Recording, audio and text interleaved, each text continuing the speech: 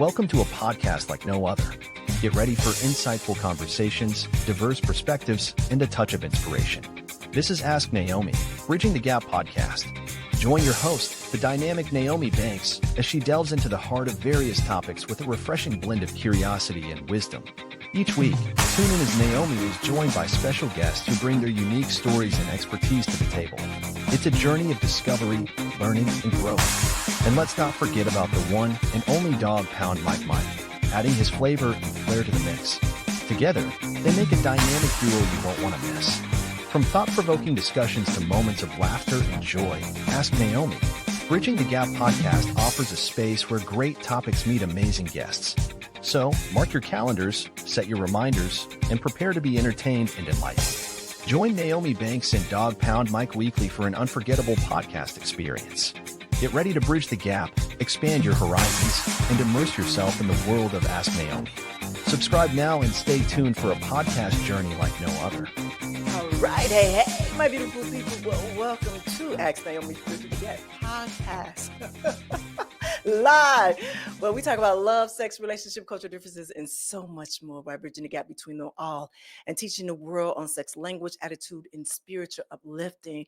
Well, again, I am your host, Nyomi Banks, and we are officially kicking off our 4-week Mental Health Awareness Month series, and it is entitled Love and Mental Health. So over the next 4 weeks, we will be digging into the realities of love, dating, heartbreak, healing, while managing our mental health. Now, tonight's episode isn't just another conversation. It's personal. You see, I received a letter after our 30-day healing challenge that stopped me in my tracks. It actually reminded me on why we do this, on why this space matters here at Ask Nyomi Bridging the Gap podcast. And if you could just hold on for a moment, I want to just read a part of the letter to you all, okay? And it reads, I am a 42-year-old disabled veteran who's retired due to mental health and physical issues. I've tried to change who I am to fit into relationships and lost my way in the process. When I tell women about my health, most back off. Should I just accept being alone forever? You see that letter right there? That letter is the heartbeat of tonight's episode. So let's talk about it. Let's talk about dating when your story includes anxiety, PTSD, depression, or a disability. Let's talk about the fear, and let's talk about the hope. But before we get deep into this conversation and bring our amazing panel to the stage, we're going to take a quick break, all right? It's your girl, the goddess, Nyomi Banks, here on Ask Nyomi Bridging the Gap podcast. And we'll be right back. Join us this May for a groundbreaking series that bridges the gap between love and mental wellness. Love and Mental Health, a powerful 4-part journey exploring the intricate connection between relationships and mental well-being. Every Thursday at 6 p.m. Pacific Standard Time, join host Nyomi Banks alongside our resident therapist, Dr. Will Washington, health psychologist and owner of Washington Wellness Institute, who brings his expertise to all 4 powerful episodes. Each week, they're joined by remarkable specialists. Week 1, May 1st, author of God's Divine Plans for Marriage and ordained Christian minister, Krista Nicole, tackles dating while managing mental health. Week 2, May 8th, marriage and family therapist Aquila Wheatley, owner and founder of Support Advice, discusses supporting a partner with mental health challenges.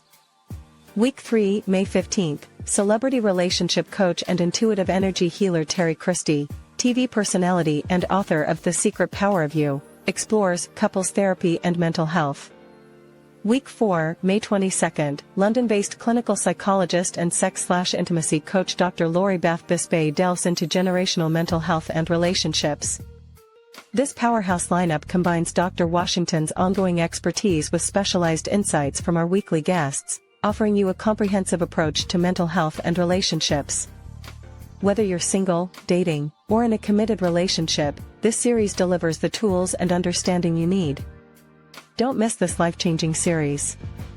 Follow Ask Nyomi Bridging the Gap on your favorite podcast platform and visit asknyomi.com to be part of the conversation. Because when it comes to love and mental health, knowledge is power. Always keep it so sexy. Washington Wellness Institute focuses on healing always.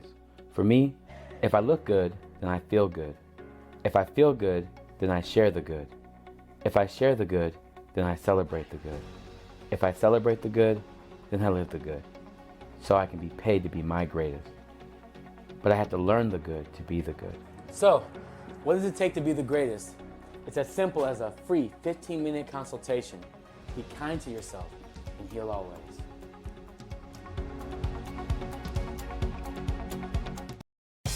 All right, my beautiful people. Well, welcome back to Ask Nyomi Bridging the Gap podcast. Again, I am your host, Nyomi Banks. And tonight we are kicking off our 4-week series in honor of Mental Health Awareness Month with our series titled Love and Mental Health. But before the break, I shared a letter that is the foundation of this entire series. And for those who are just tuning in, I want you to hit that like button. Hit that like button and give me some green hearts for the Mental Health Awareness Month in the chats. Just give it to me. And I want to shout out to my BTG crew. Hey, y'all. Hey, I see y'all. All right, so this month, we're not just talking about healing, we're supporting it. And I'm proud to announce that we've been partnered with Mental Health America. And 100% of all the proceeds from our fundraiser in merch sales will go directly to support mental health resources across the country. So y'all seen me this week with a nice little video rocking this t-shirt, right? This special t-shirt. This is our Mind in Heart. Mind in Heart t-shirt. And we got a whole merch from t-shirts to hoodies, as well as mugs and cups. And all the proceeds from that will go to the foundation.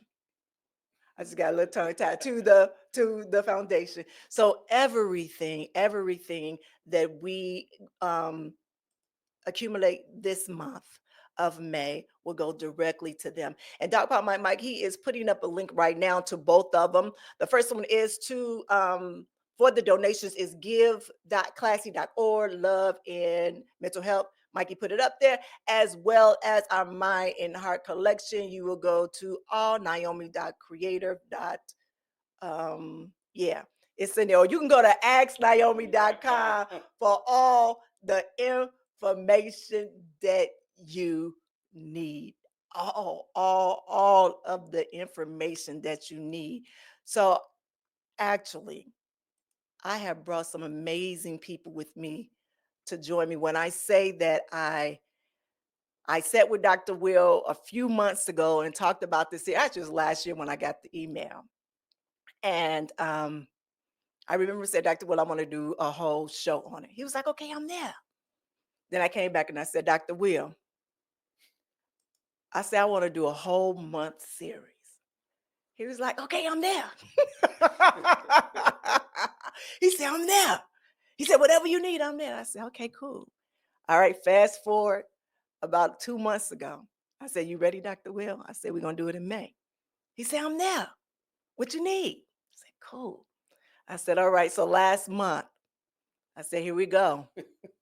You ready? He said, I'm there. What you need?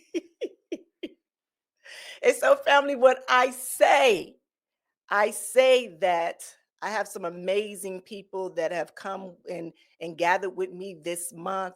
It ain't nothing but God that brought it all together. I'm telling you, when we talk about being aligned in our purpose, I say I'm purpose on purpose. So we purpose on purpose today. All right. So now, family, before we dive in, I want to take a moment just to introduce the incredible panel that's joining me tonight in our powerful conversation. These are not just guests. These are healers. These are advocates. These are truth tellers who are walking the walk. And when I say walking the walk, I mean walking the walk. First, I want to bring up my boy, my co-host over there on the Season of Self-Love podcast, my still friend, who I deeply admire and is blessed to call him my resident therapist, Dr. Will Washington. He's a licensed professional clinical counselor, supervisor, clinical hypnotherapist, a pioneer psychedelic assistant, a therapist, of working with the MD. He got so much stuff that's going on. Title. Yes, a bunch of titles. He also serves as assistant trainer for the Internal Family System Institute, a board member of Black Therapist Rock, and he holds a PhD in health psychology, where he focuses on moral distress and recovery from secondary trauma like burnout and compassion. And y'all, he's also a virtual reality, therapist. He is creating an immersive of digital worlds to help children find their voice through play and present. He's coming with a powerful term that you hear more tonight about: secondary healing. Welcome back, Dr. Will. Hey. You made me feel tired. I was like, I did all that? I don't remember doing all that. Yeah, I'm like, dang, that's a long list of things. And still got here on time. Right. I gotta say shout out to Dog Pound Mike. I haven't seen Mike in a long time. I gotta say shout out to him. I missed him. I didn't see him in a long time. What's going on? It took a long time to read them credits. That's why. Well, we are not by ourselves tonight, Dr. Will. We have an amazing young lady that's joining us tonight with grace and fire. It's a woman whose faith has truly meets people where they are. We have Krista Nicole. She is a certified faith-based life coach and trauma-informed wellness educator. She's a founder of Faithful and Flourishing, a coaching program that empowers women to reclaim their self-worth and walk boldly in their truth. With a testimony that reflects a deep healing and divine resilience, Krista helps others to navigate the intersections of faith, mental wellness, and personal power. Hey, Queen. Hey, nice to see you guys. Thank you. Thank you. Are y'all ready for this? Yes. Let's ready. go. Yeah. You ready for this, Dog Pound Mike? Let's get on. It's real. You know I couldn't do this without you. You know that, right? We all good. We know. You know, so let me say this for anybody just tuning in, know who Dog Pound Mike is. Dog Pound Mike might put the hoof in dog. No, I'm just kidding. No, but he might not say much. He might not say much, but when he speaks, it's straight wisdom. Well, you know, I might not say we got a pastor on the show tonight, so I might have to be good. I appreciate it, but not a pastor, but I appreciate it. Minister, yes. Lot of things, yes. Yeah. Just so you guys know. Yeah. All right. So what we're going to do right now, we're going to break it down where we're going to do it on the clinical side first. So I'm going to talk to you first, Dr. Will. And if Krista, if you want to join in into the questions that I have for Dr. Will at first, you are more than welcome to come in with those questions. All right. Okay. So tonight, whether you're listening from the living room, your car, or your heart space, we are creating a room full of truth, love, and the kind of healing that sets you free. So before we get started, I want to reread the letter. Did y'all hear the letter? Yes. Did y'all hear the letter? Yes. So I want to read it again. I want to just read it one more time because I just want y'all to truly know on where and why I said, let's do this. Right. Okay, this is about a 42-year-old disabled veteran who retired due to mental and physical health issues. He said, I've tried to change who I am to fit into relationships, and he lost himself in the process. So when he tells women about his health, most of them back off. So his question is to us, should I just accept being alone forever? Should I just forever? So let's start right here at the heart of it, because one of the hardest things that when dating while healing is knowing how much to share and when. So let me ask y'all this, the listeners first. Let me ask you this, the listeners first. Have you ever held back your truth in fear? In fear of not being with someone you're dating? Being judged? Have you ever held back your truth out of fear of being judged by someone you were dating? Please give us some comments in the chats. We would love to hear from you. And if they're good, we might read them. All right, so let's start the conversation here by laying down a clinical foundation. So, because the love and mental health aren't just separate journeys, right? They're deeply intertwined, and no one can break it down like I know my therapist can. Dr. Will, you ready for this?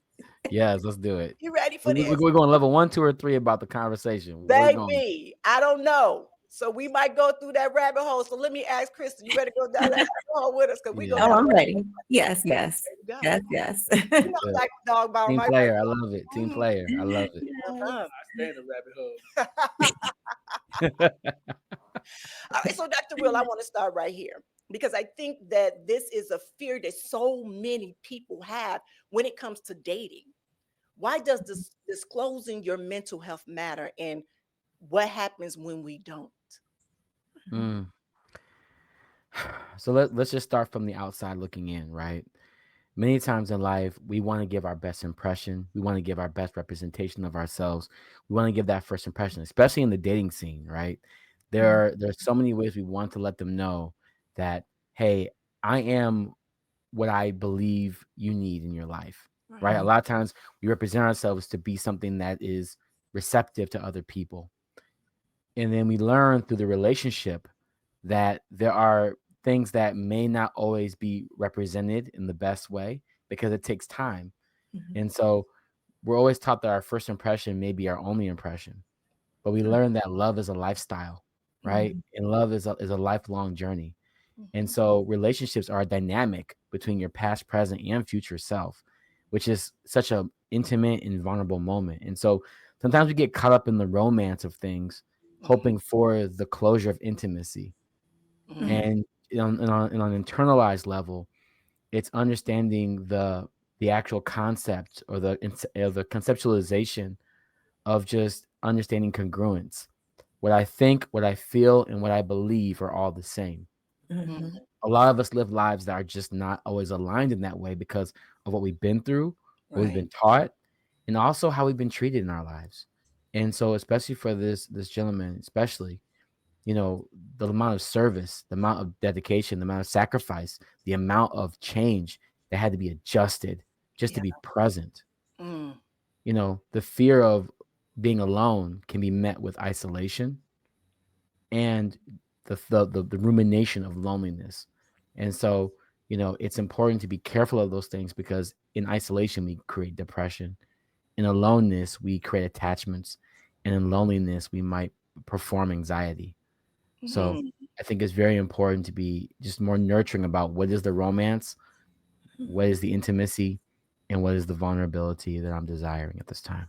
You know, when the letter came across to me, when it came and I read it, and I remember I sat with it for a few days. For a few days because that's a big responsibility when you are giving advice to someone, especially that's being vulnerable and courageous to share something like that with you. And so I remember writing him back, and I said, person, I'm not going to say his name. I said, person. I said, I would love to give you the right answer, but I don't have it. I said, but one thing is that I told you is that I have friends in a group of friends, and I will try to find any answer that can help you on your journey to find love that loves you for who you are. Period. And I asked him, you know, I actually asked him to be a part of the show too, but I hadn't heard from him since then. So I'm hoping that he's in the shadows listening and watching right now. And I want to say this because I didn't say this at first. I want to thank you so much for just trusting me with that letter and giving me the opportunity to not only speak to you, but also to speak to the world, because I think that letter wasn't just for you. I think it was for so many people out there that voices are not heard.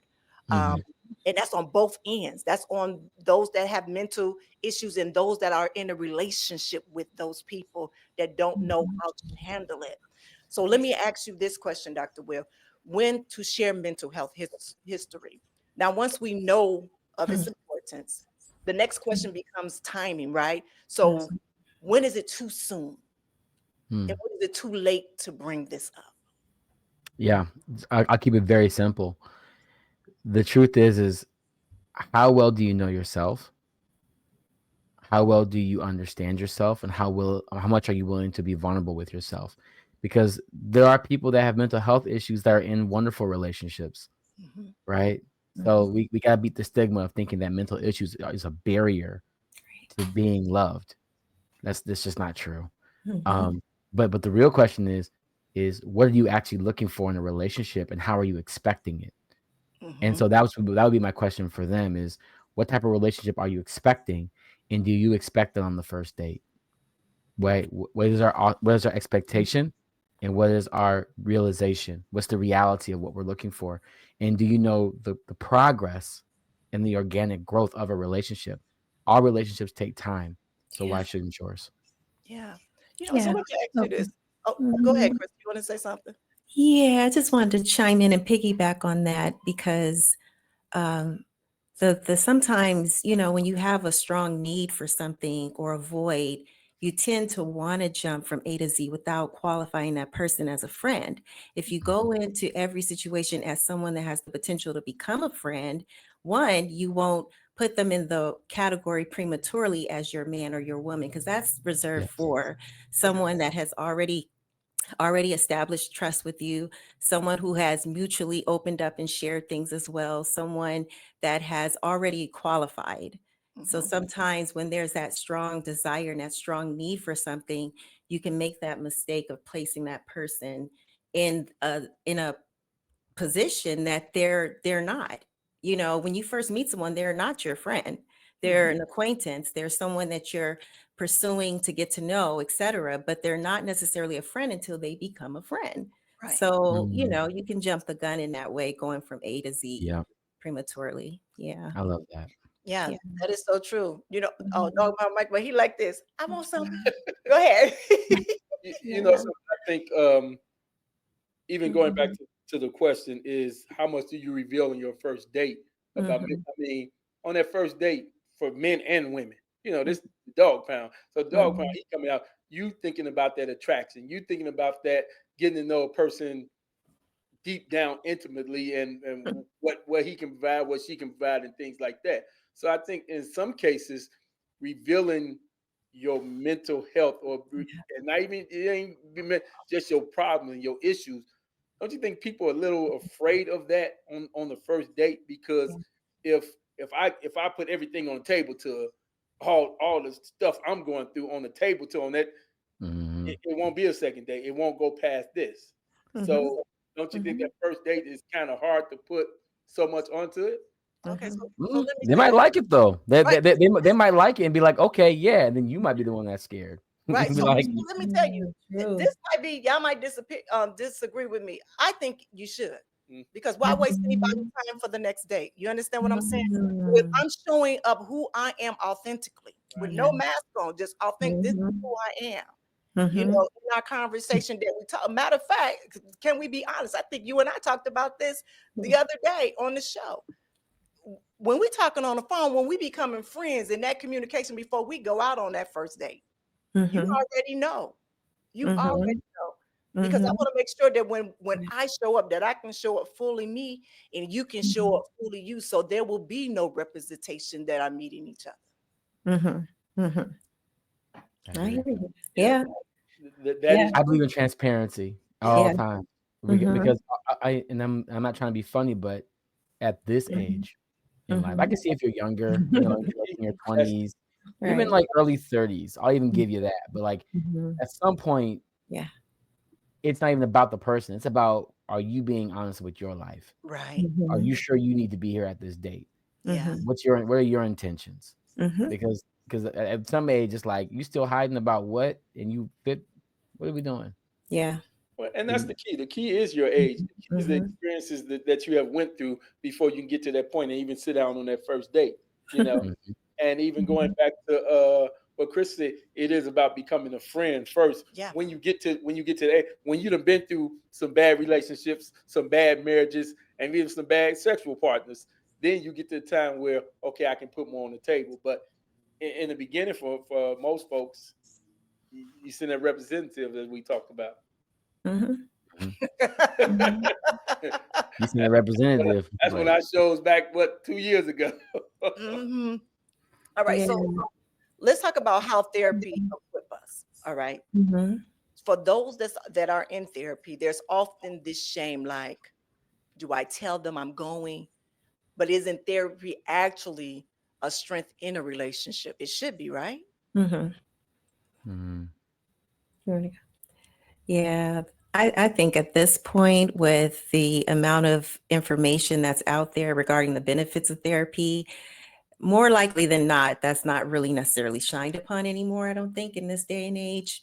Maybe there was a stigma attached to it before, but at this point, I think personally, like across society, it's well received. It's more of a strength than a negative. There's people that you wouldn't even expect. There's pastors, all kinds of people you wouldn't even expect that get therapy, and they're open about it to kind of promote that. So I think that's definitely represents a strength in when you expose that, for sure.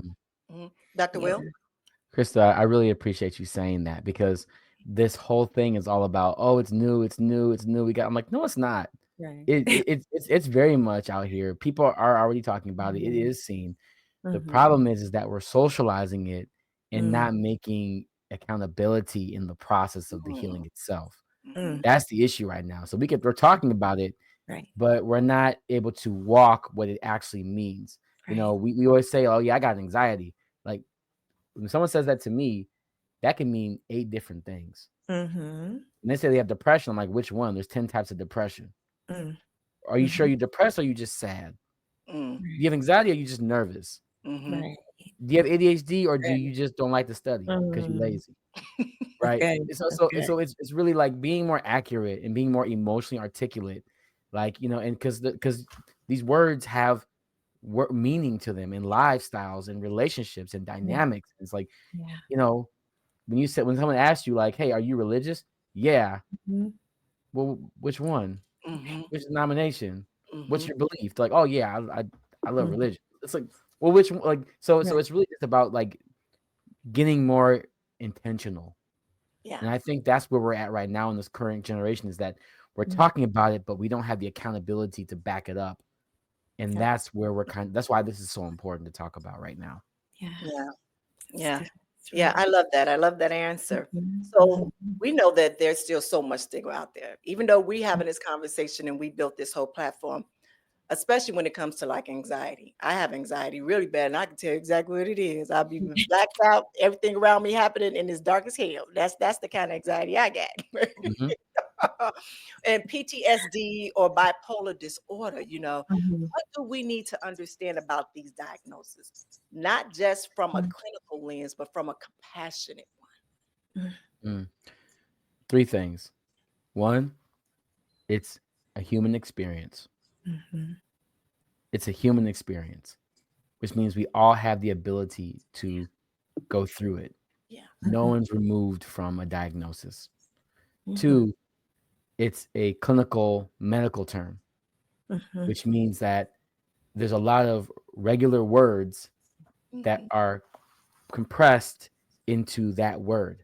So when we say depression or anxiety, you might be saying nervous, scared, dissociated, blackout, sweaty. Like, there's all these feelings. Do you know yours? Right. And then most importantly, are we willing to admit and accept that this is a development? And a lot of times when you deal with traumas, it's usually a shared responsibility, and the healing is also a shared responsibility. You don't heal alone. You didn't go through your trauma alone. There was a relationship that happened in your trauma. And so the whole isolation and that aloneness gets right back to the conversations that you're not actually the only person going through something. And when we realize that, it makes our world so much more gratifying. Yeah. I like to add to that too, to also remember that we're all going through a journey. We're all going through a spiritual journey. No one is born with having it all together. So, the thing about it is when you're dating, you're going to come across people that are at different levels, different stages, different places in life. And to know, have compassion for that person for where they're at versus being judgmental, because you might have been at that same place 5 years ago or that same place 10, 20 years ago. But just to know, as you're meeting people and as you're, getting to know people first off on the surface, that they can be at different places in life. Sometimes God will bring two people together and they're at a specific level where he deems them ready. And so you'll become each other's ministry. And then there's times where, that person may not necessarily be a spouse or a future mate, but they may be someone that he sent across your path to help for a season. So everyone that you meet, isn't going to be necessarily a potential mate, but just always keep in mind and always remember, we're all human beings. Nobody has it all together. Nobody's perfect. And we go through stages. The one thing that the body of Christ honestly is guilty of at a lot of times is forgetting where they came from. They forget that they went through that stage of picking the wrong people. They forget they went through stages of promiscuousness. They forget they went through stages of being in toxic relationships and meeting this person and giving this person a chance that had no business having a conversation with you. They forget these stages of life that we all pass through, and when, and if you're at that place, let's say, for example, me, I'm in my 40s. So I had a lot of, life before this. To get to this place and assume that this person hasn't gone through anything, or for them to assume I haven't gone through anything, is delusional. So just knowing and approaching that new relationship, that dating experience with that compassion in mind, that people have history, and not to judge it because we all have it. Yes, beautiful. I love that you said that, because we all are spiritual beings. That's something that we talk about a lot. And I asked to give me a moment so we can just shift it a little bit over here for you, because healing is emotional, but it's not just emotional, it's spiritual. I am so big on that. I know some of y'all are praying for every and anything. Actually, Dr. Will, I pray right before I got on here just for all of us. I do on everything. I meditated for us. All the time, because we all are still bleeding somewhere, somehow, right? So the next part is for you, my listeners, right here. Here's a question for you, all right? How has your faith helped or complicated your dating journey while healing? And I'm going to say that again. How has your faith helped or complicated your dating journey while healing? I would love for you to drop those in our chat, and we will be opening up the lines in a little bit. Krista, you better answer this one too. Oh, I could definitely answer that one. I was like, okay. I sat back. I was like, right. Oh yeah, because right now we now shift from the clinical to the spiritual, right? Yeah. So, because honestly, it isn't science. No. This is soul work. This is soul work, and no one can bring this faith like you can. I read your stuff. Oh, I read your whole profile, not the book just yet. I got the book right here. I ain't read the book yet. I just know your whole bio. It was like 50 pages. No, but it was amazing. Everything that she had written, it was just so inspiring, encouraging. And just, I want to thank you, but I also want to thank my good girlfriend. My good girlfriend is there. Yes. Yes. But let's talk about this. This is my first question to talk about. Is more about healing after shame and rejection. So, so many people are listening tonight, right? They have experienced rejection. After opening up, how do you begin to heal after the shame tries to define your worth?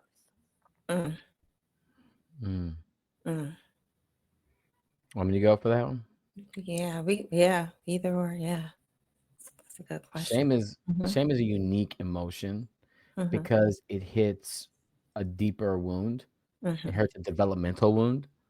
And a lot of times in the healing process, we have to go back to that deeper wound to understand why it presently inhibits us And so I always tell people, in trauma, you time travel, and so healing is present. And so to bring that into the forefront of a relationship, shame is typically met with a defensive mechanism. It's usually created, I'm going to remove everybody. I'm going to put my boundary up. I'm going to cut people off. I'm going to, remove, you're just cutting things off, right? It's almost a form of self-sabotage. It's like an onset to self-sabotaging behavior. And shame is something that you believe is greater than yourself, which lets me know that there's a traumatic wound.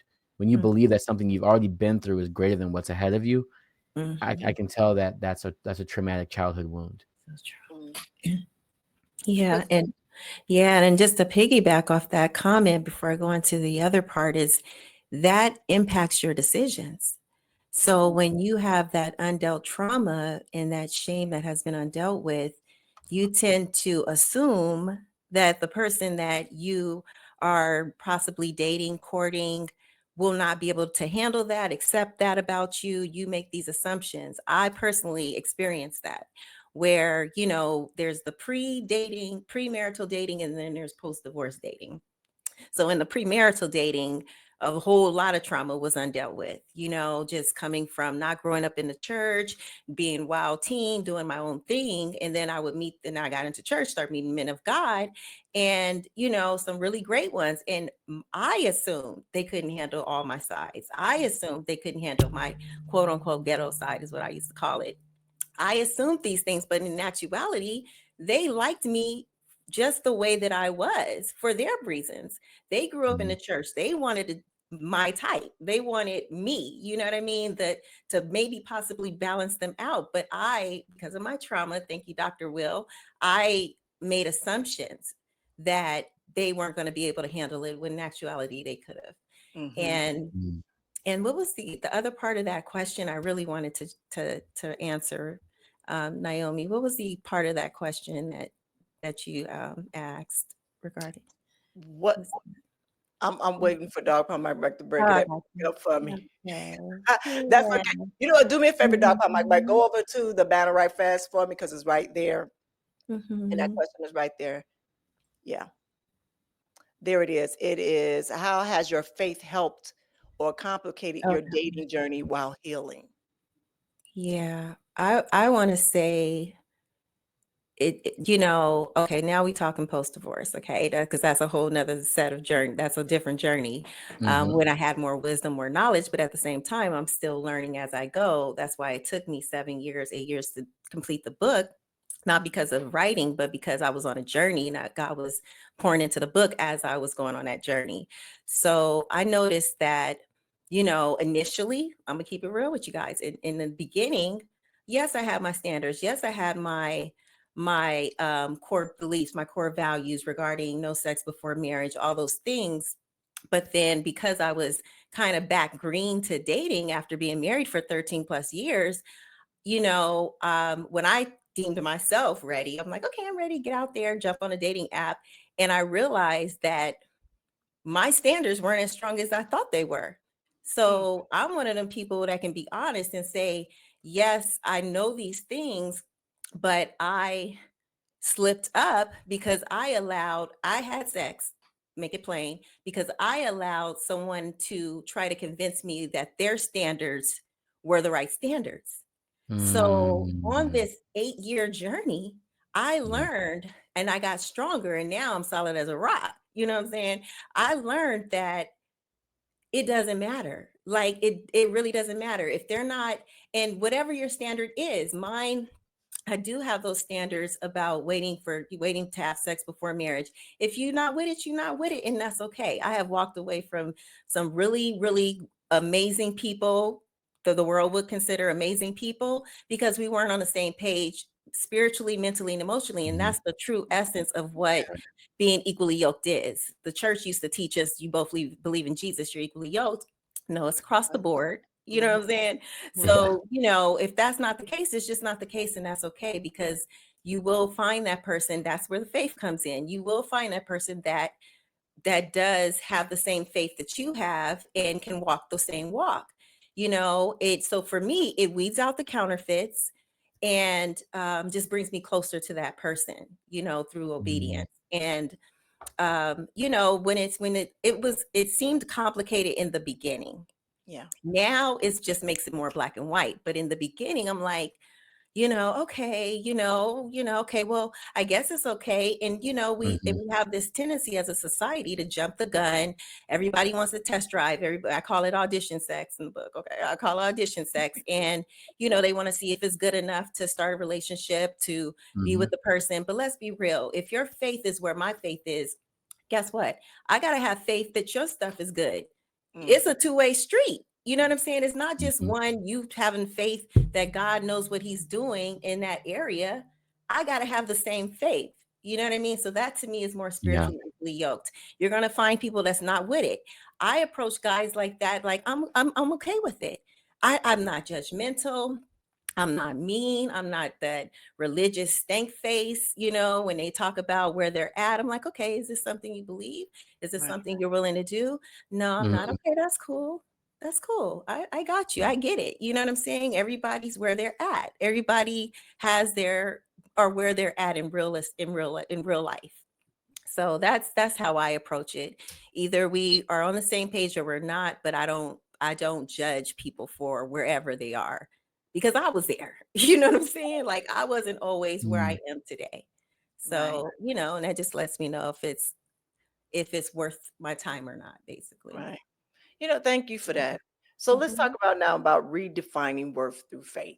You teach, you coach a lot about worth, Krista.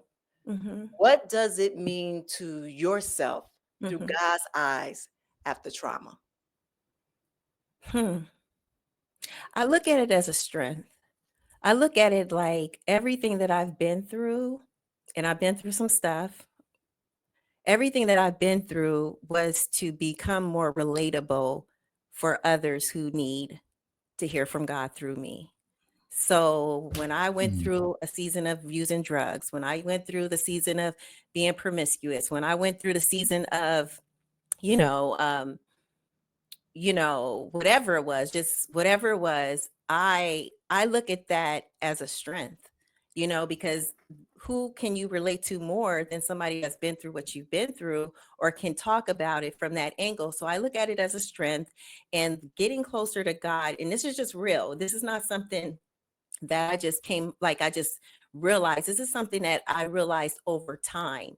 What kept me and what keeps me peaceful, full of faith during this process, this journey, this single journey, is my relationship with God. Like there's no sugarcoating it. I can't really credit anything else for me personally. It was being close to him. And I didn't know that I was going to get divorced while I was getting gradually closer to him all those years. I didn't know that relationship would carry me through my next season. So being close to him makes me realize, no, it doesn't matter what people think, but that started way before I got divorced. Being close to him lets me know that I'm a daughter. Like it's a real thing. Like how people will come against me. I had a recent kind of attack, so to speak, recently. And I'm like, they don't know who they messing with. I'm a daughter of the king. You better be careful. And the situation turned around this morning, but it was just like, when you walk with him and it becomes rhema, it becomes revelation of who you really are in Christ. Nothing matters. Your past don't matter. You can talk about anything and everything from the past, according to the timing of the Holy Spirit, of course, using his wisdom, but there's nothing anybody can say about you that can make you feel guilty or shame, because your identity is literally in Christ. Like from the surface, when I think about that, it sounds good, but when it becomes your reality, you want a whole nother level. You're on a whole nother level. You can have those conversations on the first date if you feel led to do it. You can have those conversations in any setting, any environment, any person, that needs to hear it, because the reality is what they think doesn't matter. That's how you know when you're centered in God for real and that relationship is real. If my dad, let's say a natural person, my dad said, yes, you have, 2 million in the bank, you're wealthy, you're this, you're that, and somebody comes over and calls me broke, am I really going to care? Right. You know what I'm saying? Like, is it really going to matter? It doesn't matter. And I've experienced, and this is what I've experienced when people talked about me, in high school, when people talked about me, well, I didn't really know who I was in Christ in high school, but it still carried me afterward once I got to know him. When people talked about me after I got divorced, I was like, wow, this is but it was, I was so numb to it and so oblivious. And that's not because I shielded myself from it, although I kind of did. I didn't go back and try to dive into the information. I really don't care. So when it came to me every blue moon, it didn't affect me. But you're going to have times to practice that. There's going to be those opportunities God's going to allow you to have, to where he's going to train you on not to care. One opportunity at a time, and then you'll realize you're there. You're ready. Beautiful. Did you want to piggyback on that, or do you want to go to the next question, Dr. Will? No, I'm gonna move on because it's gonna connect. I think it's gonna connect to the next thing you're gonna say, because we're entering, like, I hear where she's going. Yeah. So yeah. Nope, I'm not going there. No. Okay. Well, then let me just say this briefly then. Yes. I think when it comes to healing, Yeah. when I learn about the authenticity, right? We talk about faith, but we talk about the works. To me, the healing process is the works of the faith, right? And so the works is learning that to get me to not actually care, and that I had to accept everything that was happening in my life. Yeah. I had to surrender to that. I had to surrender to what was really happening in my life.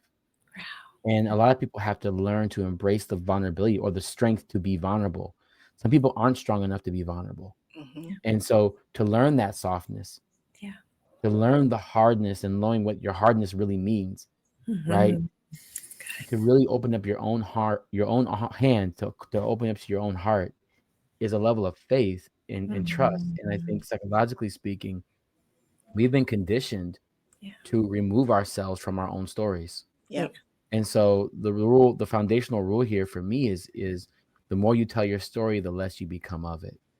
And so many people are afraid to tell their story. And so for you to be in that alignment, Krista, like it was a level of you telling your story to the point where now you no longer can live that story again, because you've already told it. And you only made room to tell your new story. Wow. And so that level is really beautiful. And I think that many people are going to have that secondary healing, hearing and reading your story, because they need to know how to grasp themselves again. And a lot of times when you remove yourself from your trauma, you do find God, right? Because trauma is truly confusion. It is truly a distraction. It really is time traveling that you did not really consent to. And so I really appreciated how you foundated that in your language. Thank you. Beautifully said, both of you guys. All right, so let's talk about God's timing versus world's pressure. God's timing versus world pressure. So let's be real. Let's be real. When people look at it, waiting on God's timing doesn't always feel good. You know what I'm saying? When the world is pushing dating apps, fast love, how do you balance all of that?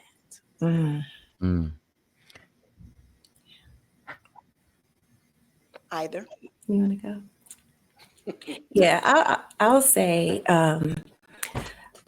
that's the part where it takes deliberate, intentional mental control with some intention in there. And Dr. Will can probably elaborate more on what I'm saying from a clinical perspective, because part of that is not over obsessing over it.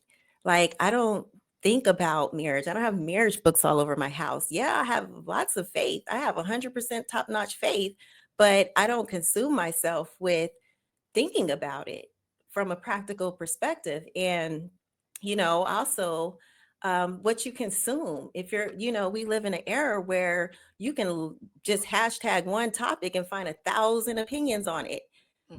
I don't do that. Like, I do watch what's out there, what's the content that's being put out there for educational purposes to kind of see where people are at, things like that. But I don't take it as advice. You know what I mean? I'm very, very particular on what I take as advice, and it is, even if it says golly or not, because I have to discern it's really him. So not over consuming all the content that's out there will keep you balanced. And when you're focused, and I know this is another cliche term, but when you're focused, but it's the truth, when you focused on purpose, because you still have your moments, but when you're focused on purpose, you're busy. You're busy. I'm a single mom, so, that takes up a lot of my time, but I have my moments. I have my moments where I'm tired of pulling in the groceries and I'm like, God, where's my husband at? I'm tired of this. You know what I'm saying? Like, I want somebody to help me. I have because I think emotionally I'm okay because of my relationship with God. And I've learned to have, that one those trusted people in your life where you can just, have some type of companionship, some type of interaction. It ain't just you and your children, but just having that, someone that you can talk to whenever you can about your day to day. But I don't overconsume. I don't obsess over getting married. I don't, I don't bombard myself with those things so that it's not, because it doesn't become an obsession. It's just like, I have my moments. The moments come, the moments go, but that's it, and there's always something on a to-do list to do. So yeah, that's kind of how I keep it balanced. I don't, and this is another thing, real quick. If I'm dating someone and I'm feeling them, one of the things I don't do is watch TV series and movies that are about relationships, because it could make me overlook things that I need to see. For example, like Harlem is one of my shows. If I watch Harlem, I'm going to desire more of a relationship, not necessarily the person I'm dating, but just being in a relationship, period. So I'll hold back when I'm dating. Maybe in between here and there, I could do it. But if I'm dating someone, especially if I'm feeling them, to make sure that my lenses are clean or clear, I don't watch certain things. If I'm dating someone I'm really feeling, the song Booed Up comes on, I guard my ears. I'm not going to listen to that because I'll start fantasizing about this person being that person in my mind. So I'll take those guards during different periods of life based on what's going on to kind of keep me from obsessing or overlooking the red flags, or what I'm saying, or just obsessing, period, or just desiring a relationship and overlooking the person that I'm actually vetting because I want that relationship so bad. Well, that is very interesting. I've never heard that before. That's a good one. I've never heard that before. I understand your logic behind that because we are influenced by so many different things, from music to radio to, social media and different people. So I do understand, but I've just never heard that before. Thank you for sharing that. And thank you for just being honest with that, as well. Did you want to say something about that question? No, not really. No, I actually once. So it's really important for me to say that I love the fact that you acknowledge that, because there is so much saturation in the world, and we're so saturated by things that are unhealthy, and we don't recognize that even our lives are based upon memes, right? Like, our lives are based upon memes. Like, you send people memes all the time. That's a whole other portal of exposure and saturation and conditioning. Like I try not to analyze my Instagram's profile, my friends' profile pages, because I can tell what they're going through based upon what their story is. I can tell. I'm like, okay, they're breaking up, but they're going to get together in about 3 weeks, and then she's probably pregnant. Okay, that's probably what's happening. Like, and you can tell by the memes. So the amount of conditioning that's occurring is wild. And so I just want to acknowledge that I appreciate your authenticity and vulnerability to the vulnerability that you have. With everything that you've said, let me know that you're a very vulnerable person. And so for me, if I was dating, I would make sure that I would be very cautious about how I show up and what I present to you, because I know that faith and susceptibility are things that you value. And that comes with convenience and quality in dating relationships. A lot of us choose convenience over quality all the time. So I just appreciate you acknowledging that. I so agree. I so agree. Thank All right, you. Dr. Mike, you ready? Oh yeah, I'm ready. You ready? I'm ready. All right, so we've seen part of the Mhm. clinical side of it, and we saw part of the spiritual side of this. So you ready to go into the real world with Real world. with yours? All right. I can't wait to hear this. I've been waiting all day for this. Let's go. Let's go. We back. Let's go. So let's talk about what dating actually looked like out here in the mental health is a part of this story. And I got a question for our audience. I got an audience question. Yes, I have an audience question. Yeah. Yeah. I wanted to be so much more interactive on this one and, get the questions out there to the audience. So this is my question to the audience. What's something you wish more people understood about dating while managing anxiety and depression? All right, Dog Pound Mike. So I put that question out there to our listeners. Let me say that one more time. What's some things that you wish that more people understood about dating while managing anxiety and depression?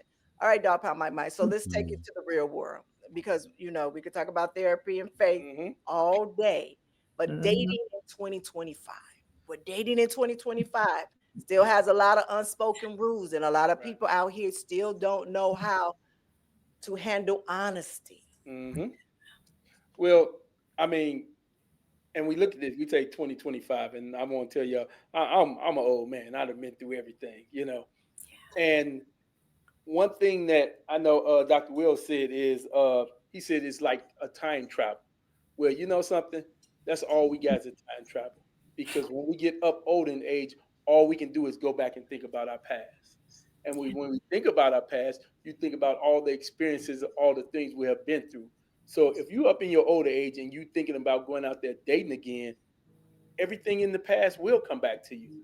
All the mistakes you did, all the things that you've done, it will come back to you. So now dating in 2025 is so much influence. Like Krista said, it is so much influence from TV, social media, everything, much more than we had when we was coming up. I know much more. Now, I mean, when I came up, I had to call my girlfriend on the house phone. So mama might answer, daddy might, anybody might answer before you even get to talk to that person. Now they do it back on Instagram. They drop you a DM. So it is so much harder dating now. And really the unspoken rule is now on a dating app or online is how you supposed to find that person. Yeah. It ain't finding nobody at work or going on a date or even going to clubs anymore. You find them online. And then as Krista said, is if you find somebody and you like them, you can't have those influence kicking in. But that's all we got is the influences. All you got is social media. All you got is the TV shows. There's so much content out there on TV, music on the radio. Every song is talking about getting something. Money, sex, love, We ain't got all the love songs like we used to, but that's going back in time. We'll click on that Luther to hear that song, or we'll go to Switch to hear that love song. Even the young kids know about that because it's all out there online. So it is harder. So any kind of mental capacity you have to have is so much influence out there that it's hard for people to decide. It's hard for people to figure out. And when we say mental, back in the day when I grew up, it wasn't mental. You was crazy. It wasn't you had a mental effort. You was just damn crazy. Now it is a mental thing. And people trying to evolve and people trying to heal and people trying to grow. And then you meet somebody and their standards may be the same or they may be different, but you got to kind of configure out where you want to go with this. It is really, when I look at social media, I look at videos, I don't even read the comments. If I see a video is funny, it's funny. If I see a video about this, I look at the video or hear the comment. I do not read people's comments because that's a whole nother influence. So the hard part about 2025 is the influence. It's from the TV, it's from the radio, it's from social media. It puts all kind of stuff in your head. So the mental part of it is being able to clear yourself and ground yourself so you know who you are, what you want, and that's what you're going for. But then you turn your head and it's so much more trying to bombard you. So the unspoken rules of dating now, you got to be strong. You got to be strong. And it probably is stronger for us older folks because we have been through so much. But the younger generation, I got a young daughter that ain't even hit it yet that I don't even know, and then two other that hey, they going through some stuff. But we got to show them. We got to show how to be grounded, how to think, how to make choices, real choices that they make, not choices that's influenced by anything in this world. Yeah. So that's why I go hard for self-love. That's why I go hard for self-love, because it's truly knowing and understanding who you are, what your core values are, not who influenced you from your parents, but who you are. And when you look in the mirror, I remember just the other day we were doing a show about that mirror, that dirty mirror. Remember we talked about that dirty mirror and about cleaning that mirror and how we clean off that mirror. When we look at ourselves in the mirror, we have to love ourselves, and we have to know who you fully are, even when it's dirty. You have to be accepted and accountable for any and everything that you are living when you're doing things in life, period. Just period.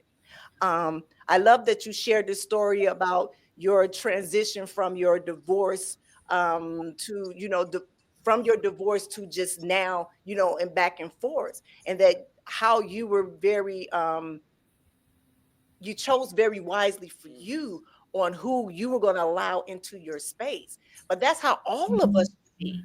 All of our values don't have to be as yours, but for individuality, for us, for me, you, Will, or whatever, we have our own value on how we should do things. And that's where self-love comes in. It's like, who am I? Who are you, Nyomi? Who are you? Oh, I am a retired porn star. I am a retired singer. I am a retired this. I am a transitional life coach. I am a relationship coach. I am a dominatrix. It's so many layers to me for me to build my character on. But not only that, I am a loving, very gifted person, but also I have my flaws. Right. Sometimes I'm impatient. I'm a perfectionist. You understand what I'm saying? So once people start to understand all of those things about themselves and take accountability, okay, this is who I am, and know that everybody is not going to get me. And that's okay. Right. Even with the thing is that, and y'all might say, I think probably 100%. I ain't gonna say 99. I'm gonna say 100% of this world is going through something mentally. Yep.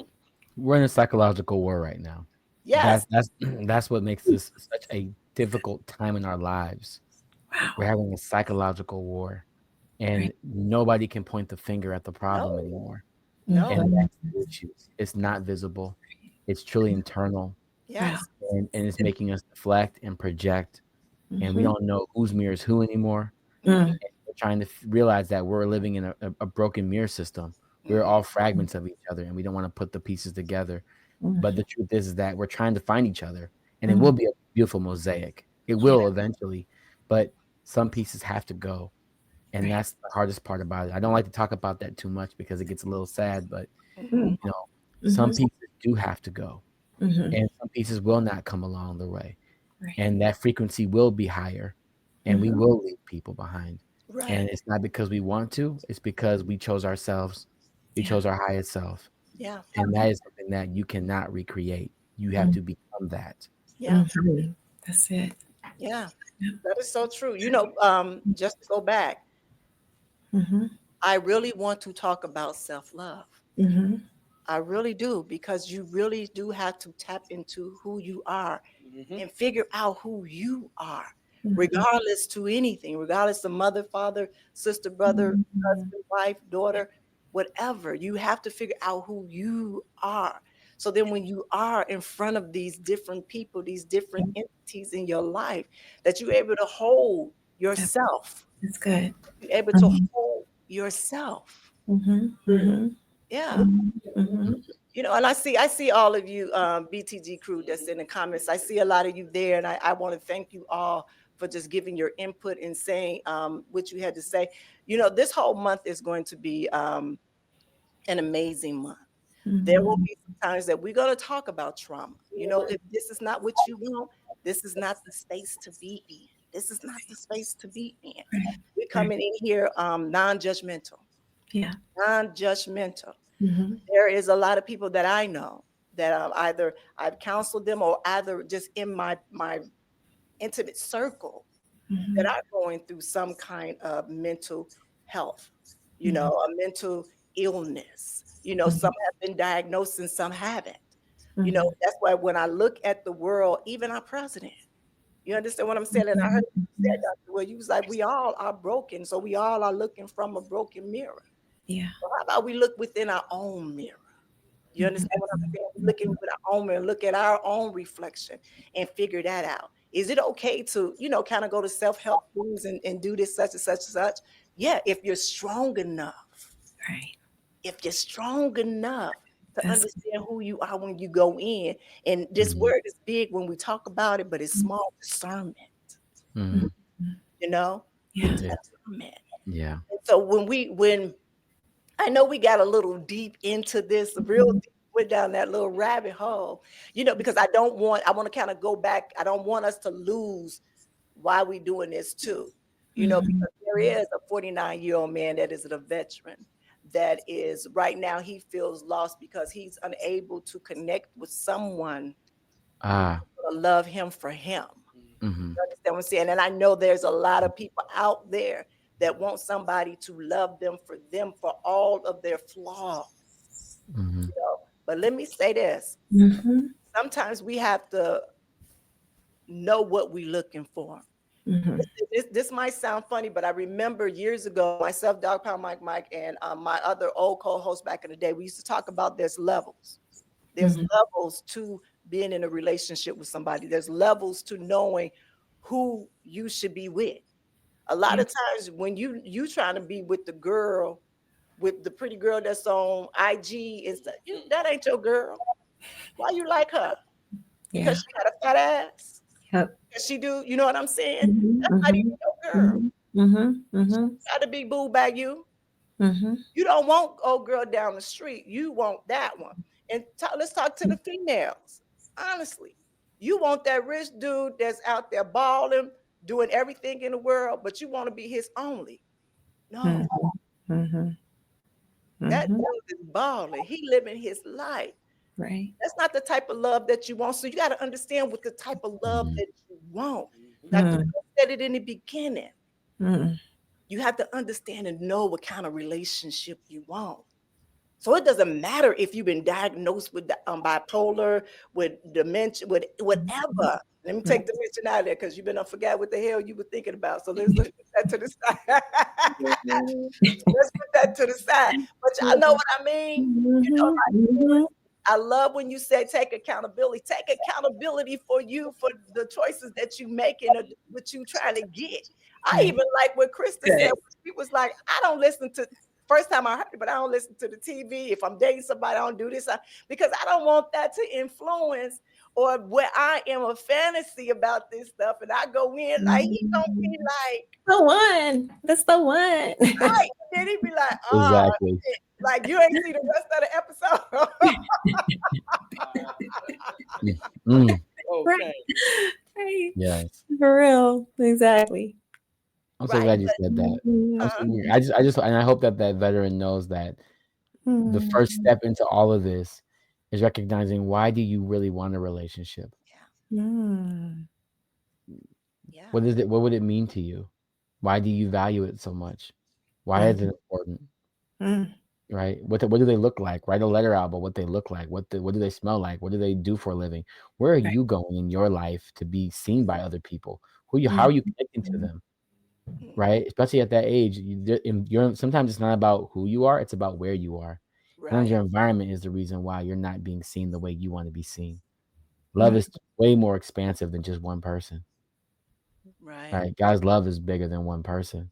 Yeah. But also it can start through the eyes of someone you love. Yeah. Can also I just real quick, I was just thinking about how my journey started when I was 20 years old in college, and I was I mean, I don't know clinically, but I felt like I was depressed, right? I wasn't eating. I'm just in a dorm room. I had a little daughter. Mm. And, I'm just like, and I wasn't going to church. That wasn't my lifestyle yet. And I'm just like, something is wrong. Like, I felt suicidal. You know what I mean? I don't know how far I would have actually gone, but I felt like that was the purpose why I wasn't really eating, because I just didn't care. Self-love, not even a thought. Okay. So my question came to me that really led me to Christ, which led to the practical steps that I can take out of the story is I was like, I know life is better than this. I know there's something greater than this. Yes, I'm in college, political science major, the whole nine, living in a beautiful dorm. On the surface, it looks great, but I knew something was missing. Like life it's got to be, I feel like my life's supposed to be great. That's all I had to go off of. And from there, that desire led to meeting this person who introduced me to this church, and then I started learning about the purity of God's love. Before that, when you're looking for love the wrong way for whatever reason, it's not a young thing, it could be any age. You're looking for love through people, through sex, through relationships, however you know to do that at that time.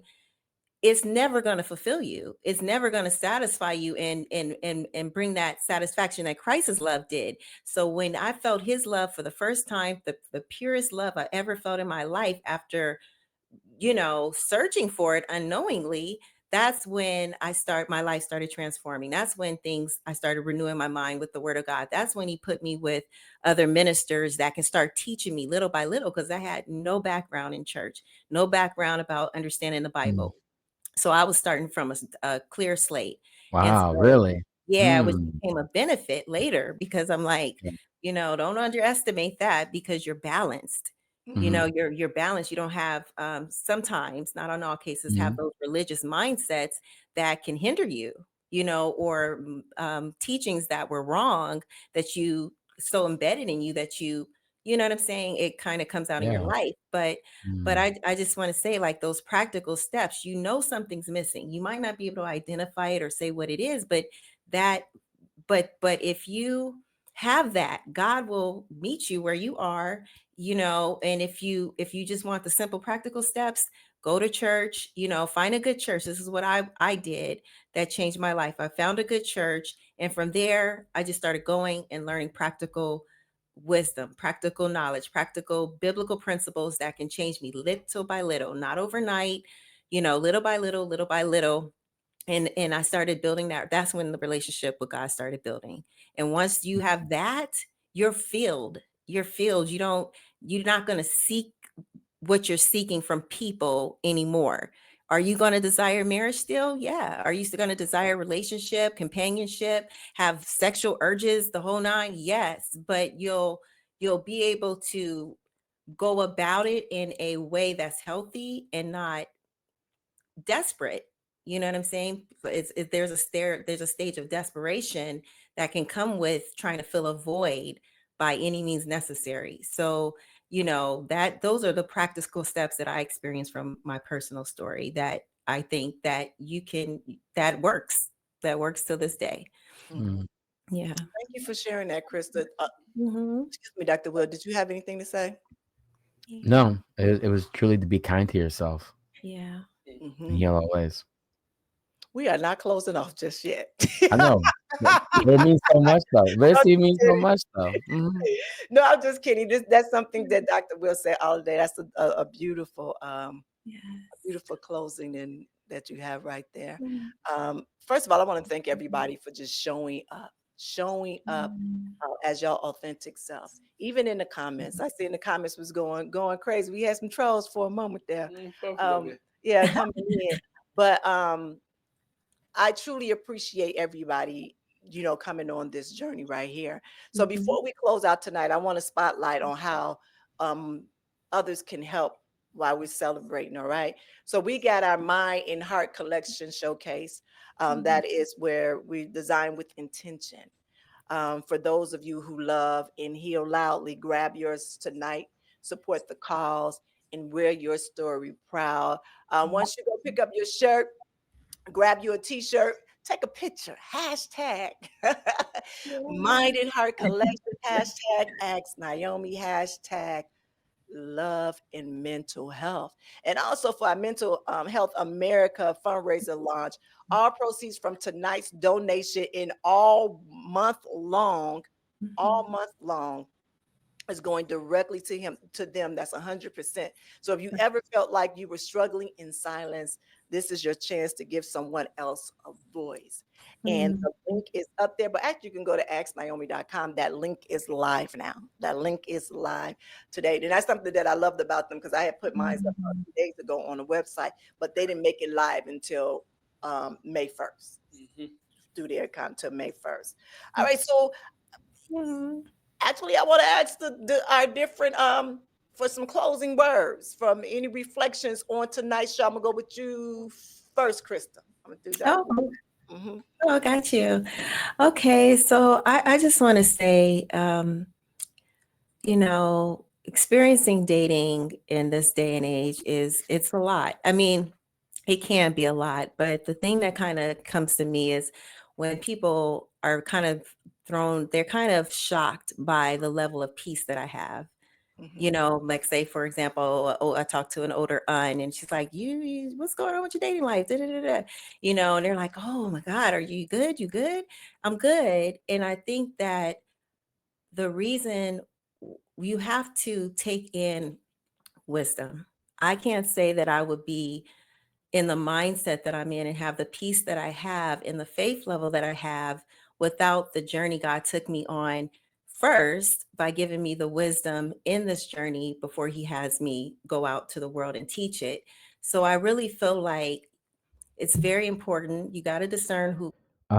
So before I get started, make sure you have your purpose paper and purpose pen out, just so that we can write this out. Because I need you to write this out. It's 5 steps. I'm gonna give you. So we start out with this. So this is number 1, but this is how you preface. So the first thing is preference. You need your preferences. I need you to know what you prefer in people, places, and things. What do you prefer in your life? What do you prefer to experience? What do you prefer in others?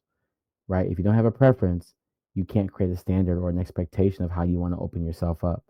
Oh, Krista, you back? Yes. Sure, you want to finish up? You want to finish? I can hold mine. Yeah, that's it. That's it. Just be open. Be open to change. Be open to transform. You know what I mean? You're nobody's going to figure this out trying to get it, trying to understand it on their own. Just, understand that there's some things that, we can all learn. And the more you learn God's ways versus the world's ways, the easier it's going to be, because that's the only thing that's keeping me through this journey is I'm not doing it the world's way. The world's way will hurt you, get you hurt, get you heartbroken, get you into soul ties, the whole nine, and just have you on an unnecessary emotional roller coaster. As I have adopted, not always had it, but as I have adopted God's way of going through this journey, it has kept me. It has kept me at peace. It has kept me from, is there a sting here and there? Yeah, but it has kept me from, wasting my time, giving myself to people that didn't deserve it, seeing what I want to see versus what I need to see. Really discerning, is God in this situation or not? And having the strength to be able to walk away if I need to. You know what I mean? The whole pick me thing was in my book 7 years ago before it got popular. So I was just like, when you have that ability to walk away, if it's not what you want and meeting your standards, then I can say you're truly ready for the mate God has for you. But, just allow God to teach you. Be open to learn something new. Be open to learn godly wisdom so that you don't have to go through it the hard way. You don't have to. Trust me. Beautiful. Thank you, Krista. Did you want to finish, Dr. Will? Yeah. So first things first is compatibility. So that's number 1. Understand what makes you compatible and also what doesn't make you compatible. It's important to know what makes you compatible, because there are some social norms in the world that are relationally needed, right? If you've grown, I need you to be able to watch yourself or know how to watch yourself or know what the compatibility is real, right? And because there are people that are not sexually compatible, right? And it's like, I have needs and you don't waste somebody's time if you know you're not compatible. Number 2, companionship. It's important to learn how to play. If you can't play with your partner, then it doesn't really matter. If you lose the art of playing, you lose the joy of passion and romance. You have to remember to play. So companionship is number 3. Couplehood is next, right? So couplehood is next. How you represent each other as a couple is so important. When I walk out the door, I know who I represent and where I come from. So I have to know that we're coming together and we're seen as a force together. You have to be strong about how you represent each other outside the house. And then you have partnership. That's the next one. Partnership isn't about just being with somebody. It's about how do we function together in a relationship. The functionality of the relationship is so important. I need to know that I can count on you to help me finish my day, and I can count on you. You can count on me to finish your day. We need to be functional together as partners in this, financially, relationally, emotionally, spiritual, environmentally. We need to be functional. And then last is the marriage, right? That's the final step. And it's important to understand that marriage can be lineage or legacy. Lineage is children, right? They're children, but they're not your legacy, right? The love that you have for each other is the legacy. So you have to ask yourself, when you're being married, what type of legacy does our love create? And your children are going to be products of that, naturally inherited of that legacy, but they're going to be making their own legacy on their own, right? And so you're helping them through your own legacy. So I think just those things: preference, compatibility, companionship, couplehood, partnership, and marriage. Hopefully that gives you kind of a way of framing how to look at what love means. And remember, passion is all between that. So be careful. Don't let passion take you through number 5 and you should have been at number 1, because passion is going to make you feel like you already married and you're on the first date. So be careful. Passion has the power to do that. So remember, ground. So that's all I want to say. All right, beautiful, Dr. Will. Thank you. Mike, you got the last thing to say? You know something? All I gotta say is just live, love, and believe. You have to live your life, live it to your fullest, love yourself, and you have to believe in God, believe in the spirit that was brought in us to keep moving. I love that. Yeah. All right, beautiful. All right, so before I go, I want to invite you to join us next Thursday, May 8th, for week 2 of our Love and Mental series, where we'll be diving into a topic that so many of us are quietly navigating. That's supporting a partner with mental health challenges. We'll be joined by the amazing Aquila Whitley, a marriage and family therapist, founder of Support Advice, a powerful voice in how to show up for your partner without losing yourself in the process. So just set your reminders and join us back here live next Thursday at 6 p.m. Pacific Standard Time, or for another night of real talk, deep healing, authentic conversation. Final push. Y'all go. Look, get that merch. Give me a hoodie. Right. Go get that merch. Go get that merch right now. And I'm gonna tell you very honestly, I'm debating if I'm going to do this mental health and love challenge. I said I was going to do a 14 or 7-day challenge. I'm gonna sit at my altar tonight and I'm gonna pray about it and see if that's something that is needed at this moment at this time. And once I do, I will either follow Ask Nyomi on Instagram, or either the real Nyomi Banks on Instagram as well, or even go to the website that I might have a update of exactly what I'm going to do, because I'm a person that would do a whole lot of things, and sometimes it ain't even cause for me to do it. So again, I'm gonna go sit at my altar. I'm gonna have my moment. I'm gonna have my moment. I love that. Yeah. Love that. I love that. So again, my ETG crew, thank you so much for showing up, to being on your best behavior, and also to those that came in to being just so ruly. We still give you love. We still give you love. Again, if you need any love, sex, relationship advice, email me at asknyomi@gmail.com. If you want to be a part of this show and you have something to offer that is a positive, you can email me at info@asknyomi.com. At info@asknyomi.com. As I always say, be good to one another and yourself. And always keep it sexy. Have an amazing night. Hey, it's the goddess Nyomi Banks, and I hope you enjoyed that last episode of Ask Nyomi Bridging the Gap. And if you did, please like, subscribe, press that notification button, as well as comment. I'll see you next week. Keep it sexy. Ask Nyomi, bridging the gap. This is where we talk about love, sex, relationships, cultural differences, and so much